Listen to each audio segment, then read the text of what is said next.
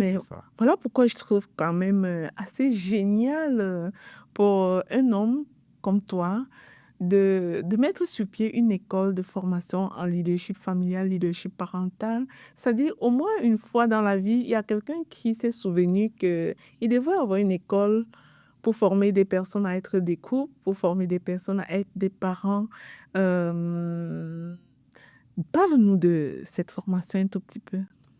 Ben, je vais vous dire que, fort de mon expérience dans le mariage, ça fait j'ai 32 ans de mariage aujourd'hui avec Madame Lina, par la grâce de Dieu.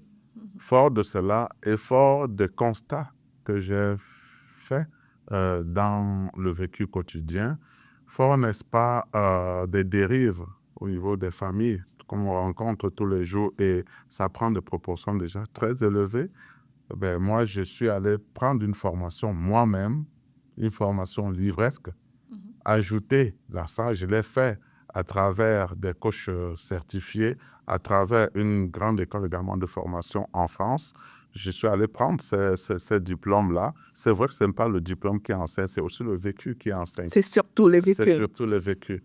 Et fort de ça, j'ai dit, mais il est temps qu'on s'attaque, n'est-ce pas, à la gangrène, à ce qui se passe aujourd'hui au Canada avec les couples beaucoup plus afro-descendants. Nous savons que le Canada, c'est un territoire, un carrefour de rencontre de plusieurs cultures.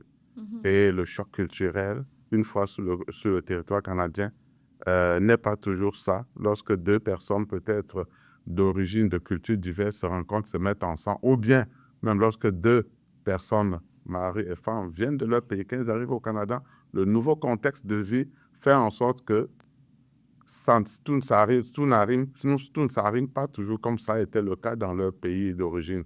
La terre d'accueil, souvent, ils vont trouver des choses différentes qui vont faire à ce qu'ils ne soient plus, ils ne vibrent plus en face. Et c'est tout ça qui fait en sorte que Il y a les choses, parfois des divisions des de couple. divisions, des discordes, la communication souvent ne passe plus, le choc financier, des problèmes souvent dans leur pays d'origine.